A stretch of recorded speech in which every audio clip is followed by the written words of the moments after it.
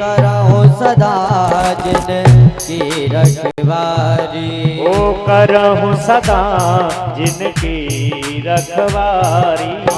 करहु सदा जिनकी रखवारी। ओ करहु सदा जिनकी रखवारी। ओ करहु सदा जिनकी रखवारी। जिन बालक राखते में तारी। ओ बिन बालक राखते में तारी।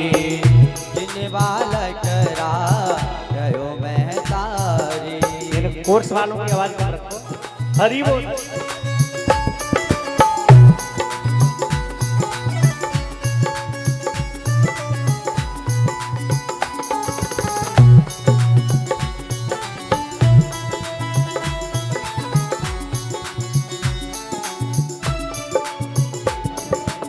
अश्वत्थामा ने कहा, अरे मित्र मैं कल 5 पांडवों को मार दूंगा।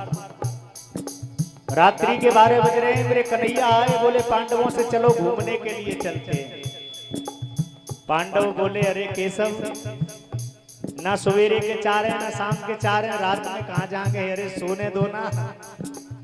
तो भगवान मन ही मन में बोले पांडवों, यदि आज तुम सो गए तो ऐसे सो जाओगे कि सारी दुनिया जगाएगी पर तुम जग नहीं पाओगे। रात्रि के 12 बजे मेरे कन्हैया पांडवों को ले गए और द्रौपदी ने क्या किया कि अपने 5 पुत्रों को उसी जगह पर सुला दिया।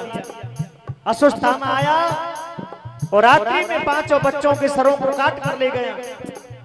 दुर्योधन के सामने जाकर रखे। दुर्योधन ने कहा, रे अश्वत्थामा, तूने अपनी यारी का फर्ज निभा दिया, पर मुझे इनके सर तो दिखा दे कि ये पांडव हैं कैसे। जब 5 बालकों के सरों को देखा तो दुर्योधन फूट फूट कर रोने लगा और 5 बच्चों के सरों को अपनी छाती से लगाया। देखिए, धर्म युद्ध इसे कहते हैं, धर्म युद्ध इसे कहते हैं। अश्वत्थामा, जब दुर्योधन ने देखा कि 5 बालक मरे पड़े हैं, दुर्योधन रो पड़े। अरे अश्वत्थामा, ये तूने क्या कर दिया? ये 5 बालक हमारे वंश को चलाने वाले थे।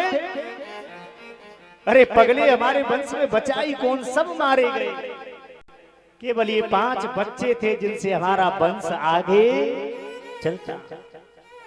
अरे अश्वत्थामा, तू मेरे सामने से भाग जानी, मैं तेरे सर के 100 टुकड़े कर दूंगा। साफ सुबह हुआ, द्रौपदी रो रही है। अर्जुन अश्वत्थामा को पकड़ कर लाए, मारने को तैयार हुए। द्रौपदी ने कहा, रुक जाओ, बोलो मारो मत। बोले क्यों? बोले तुमने इसको मार दिया ना तो इसकी मारू होकर मर जाएगी, क्योंकि मैं जानती हूं कि एक माँ की सामने औलाद खत्म हो जाए तो उस माँ को कष्ट कितना, वो आप लोग याद रखना। इतना दुख बाप को नहीं होता है औलाद का जितना दुख माँ को। बोले स्वामी मैं जानती हूं, यदि आपने इसे मार दिया ना तो इसकी माँ रो रो कर मर जाएगी। भगवान ने कहा, धन्य द्रौपदी तेरे लिए कि तेरे 5 बेटे मर गए तो कोई दुख नहीं है, पर एक को मरता हुआ नहीं देखती। द्रौपदी ने कहा, केशव मैं जानती हूं कि एक माँ के सामने औलाद मरती है तो उस माँ को कष्ट कितना होता है। भगवान ने कहा, धन्य है द्रौपदी तेरे लिए, पर इसका क्या किया जाए? बोले एक काम करो, इसकी आधी दाढ़ी आधी मूंछों को मुड़वा कर इसको नगर से बाहर कर दो। अरे साहब वही किया। अश्वत्थामा ने प्रतिज्ञा कर ली कि मैं ये प्रतिज्ञा करता हूं पांडवों, तुम्हारे वंश में किसी को छोड़ूंगा नहीं। अरे साहब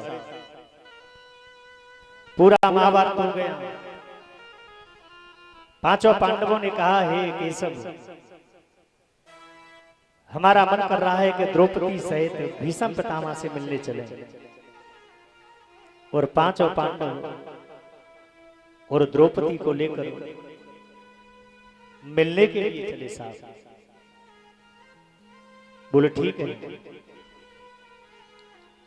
अरे साहब